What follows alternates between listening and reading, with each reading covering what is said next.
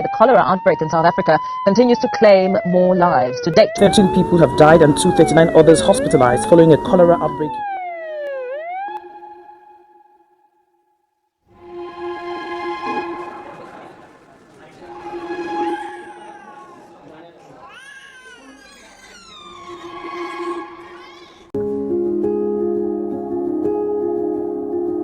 We dealt with an increased number of cholera cases which we saw in the post-rainy season over here in the district of Mohali. And yes, we had about, if I give you a total count, we had about over 500 cases of acute diarrheal disease reporting to us, out of which about 20 to 22 were cholera confirmed cases. Cholera, a name that surfaces from the pages of history. It remains a terrifyingly present reality. It's an insidious disease, an unseen predator that travels silently through life's most essential source, contaminated water. Its assault isn't indiscriminate. It preys upon the world's most vulnerable in the crowded alleys of urban slums, the makeshift shelters of refugee camps, and community shattered by natural disasters. Without immediate medical intervention, this illness can claim a life in a matter of hours. And yet, herein lies the profound and startling paradox. This deadly affliction is, in fact, entirely preventable. The culprit is a microscopic organism, the bacterium Vibrio cholera. Infection begins with the ingestion of contaminated sources, allowing the bacteria to invade the human body. Once established, it colonizes the small intestine and unleashes a powerful toxin. This triggers an aggressive physiological response, profuse watery diarrhea and vomiting, which leads to severe and rapid dehydration. This catastrophic loss of fluids and essential electrolytes is the true lethal mechanism of cholera. Without swift medical intervention to restore hydration, the body's vital system can shut down, culminating in a preventable fatality. Everyone has a past, let me tell you mine. The first cholera pandemic, 1817 to 24. Origin, Bengal. Spread to India, Myanmar, Sri Lanka, Thailand, Indonesia, China, Japan, East Africa and parts of the Middle East. The disease first spread outside India via trade routes and military movements. Then the second cholera pandemic from 1826 to 37. Origin, again India. Spread to Russia, Europe, Middle East and North America. It reached London and New York in 1832. The first global spread westwards. The third cholera pandemic, 1852 to 60. Origin, India. Spread to Asia, Europe, North America and Africa. The deadliest pandemic where millions died. Dr. John Snow's 1854 London study identified contaminated water as the source. The fourth cholera pandemic, 1863 to 75. Origin, again India. Spread to Middle East, Europe, North Africa, North America. It spread rapidly through pilgrimages in the global trade routes. Fifth cholera pandemic from 1881 to 96. Origin, India. Spread to Europe, Russia, Middle East, South America. Widespread in Hamburg, Germany in 1892, caused over 8,000 deaths. Sixth cholera pandemic, 1899 to 1923. Origin, once again India. Spread to Middle East, North Africa, Eastern Europe, Russia. Claimed hundreds of thousands of lives, largely spared Western Europe due to improved sanitation. The seventh cholera pandemic, 1961 till present. Origin, Indonesia. Caused by Vibrio cholera even Tor biotype. Spread to Asia, Middle East, Africa, Latin America, Haiti, Yemen, Southern Africa. And is still ongoing, now endemic in parts of Africa and South Asia. Some of the more recent large outbreaks or the epidemics are in Yemen, Southern Africa, Zambia, Sudan and South Africa. The number of cholera cases reported to WHO has continued to rise in recent years. In 2023, 5,35,321 cases and 4,007 deaths were reported to WHO from 45 countries.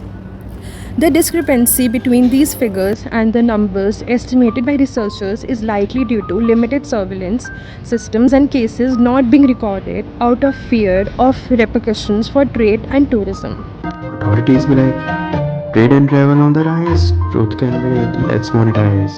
Hello everyone, myself Dr. Pritika Singh, Junior Resident Microbiologist Department. As a microbiologist, on the front lines of cholera outbreak, our primary role is the accurate and quick identification of Vibrio cholera. So as soon as the sample arrives, we see starting utility on handling of preparation. Then we culture the sample on selective agar, selective media, that is CCDS agar. After 24 hours of incubation, yellow distinct colonies can be seen. For the identification on gram staining, we see comma-shaped bacillus. And further phenotyping can also be done for the species identification. Last and the most crucial step is the antibiotic susceptibility testing, which helps the physician to prescribe the patient and to limit the spread of this devastating. The clinical features of cholera are as follows. First, the stage of evacuation. The onset is abrupt with profuse, painless, watery diarrhea followed by vomiting. The patient may pass as many as 40 stools in a day. Patient passes clear fluid with flakes of mucus called the watery stools. They are non-offensive, sometimes fishy odor. Second, stage of collapse. Signs and symptoms are due to loss of large volume of isotonic fluid. The classical signs are sunken eyes, hollow cheeks, scaphoid abdomen, subnormal temperature, washerman's hands and feet, absent pulse, unrecordable blood pressure, loss of skin elasticity, and shallow and quick respiration. The urinary output decreases and may ultimately cease. The patient becomes restless and complains of intense thirst and cramps in legs and abdomen. Death may occur at this stage due to dehydration and acidosis resulting from diarrhea. Third, the stage of recovery. The patient begins to show signs of clinical improvement. The blood pressure begins to rise, the temperature returns to normal, and urine output is re-established. If anuria persists, the patient may die of renal failure. Symptoms subside spontaneously within 2 to 7 days. Replacement and restoration of fluids and electrolytes is the main treatment.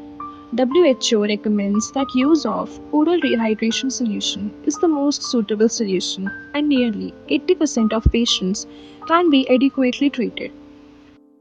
In case of severe dehydration, that is 10% or more loss of body weight, intravenous therapy and antibiotics are required. Antibiotics decrease the volume and duration of diarrhea.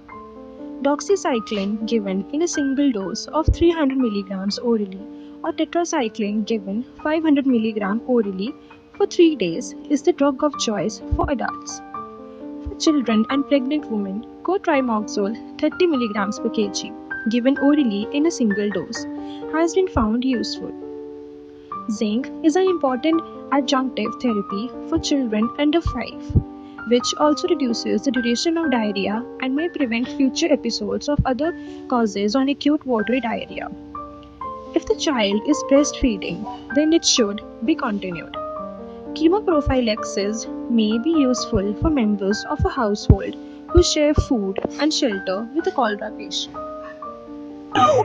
Don't add that packet, not the ORS! Anything but that!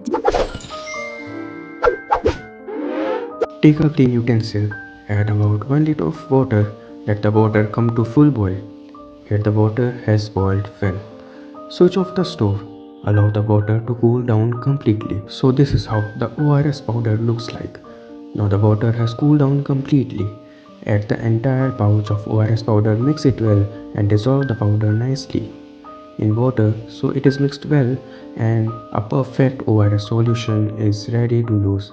And this ORS solution you can use it up to 24 hours and discard it after that. What immediate actions did you take and what challenges you faced? Yeah, again, yes, this is a very imperative question. Now, cholera is a notifiable disease. So whenever we're looking at cases of cholera, and we do expect that it would increase in numbers, so our immediate action was that whenever we are suspecting a case of cholera, we constitute what we call as a rapid response team.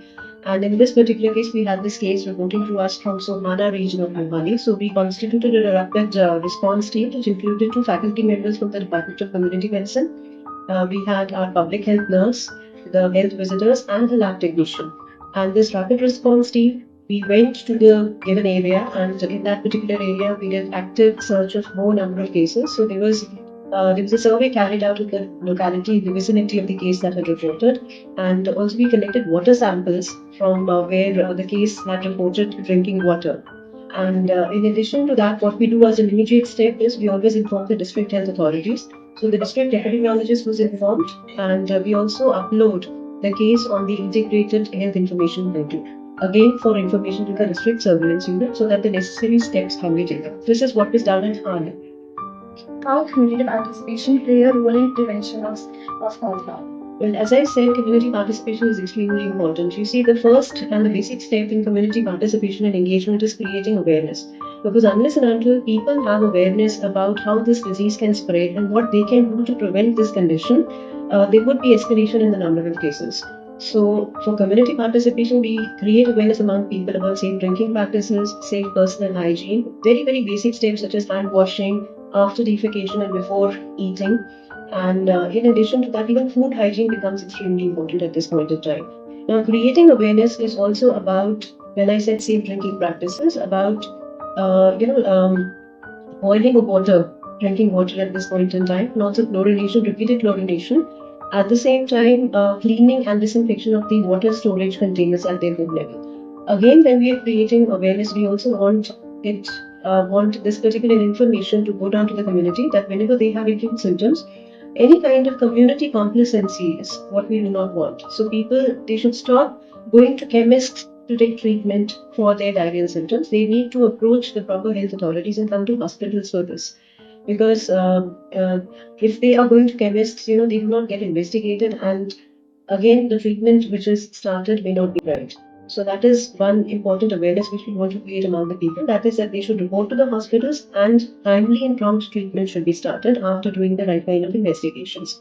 So creating awareness about the disease, creating awareness about timely reporting, creating awareness about the importance and effectiveness of a very simple strategy that is the oral rehydration therapy, which if it is started at the right time, can actually prevent all complications of acute diarrheal diseases. So community engagement becomes the bridge between what the health system is advising and what is the actual practice. So that any kind of escalation of cases that can be prevented. During 1980 to 81, National Cholera Control Program was changed and is renamed as Diarrheal Diseases Control Program. Second, Oral Rehydration Therapy Program. Main objective is to prevent diarrhea associated deaths in children due to dehydration, as ORS is promoted as first line of treatment. Third, Integrated Disease Surveillance Project, launched in November 2004. It includes diarrhea under syndrome under surveillance, in which cholera is at first of priority. Regular surveillance is done by healthcare staff to prevent disease outbreaks. This global program rests of three strong pillars. First, early detection and quick response to contain the infection. Second, multi-sectoral approach to prevent the re-emergence. Third, coordination and partnership between the government, healthcare workers, and community. In October 2017, the Global Task Force on Cholera Control, or GTFCC, launched a powerful initiative, Ending Cholera, a roadmap to 2030. Its goal? To reduce cholera deaths by 90% and to eliminate the diseases from at least 20 countries by 2030. Ultimately, cholera isn't just a medical issue, it's an issue of human rights and social justice. The fact that anyone, especially a child, could die from lack of clean water is a collective failure we can no longer accept. The path forward demands a unified commitment. It requires governments to build resilient water and sanitation systems, aid organizations to continue their vital work on the ground, and for us as global citizens to advocate for change. This isn't a distant dream. The solutions, like oral rehydration salts, vaccines, and hygiene education, are simple and effective. We have the knowledge and the tools. So, what's needed now is a collective will to act. With awareness, focused action, and compassion, we can end cholera for good, ensuring every person has the fundamental right to a healthy life. Bye. Bye.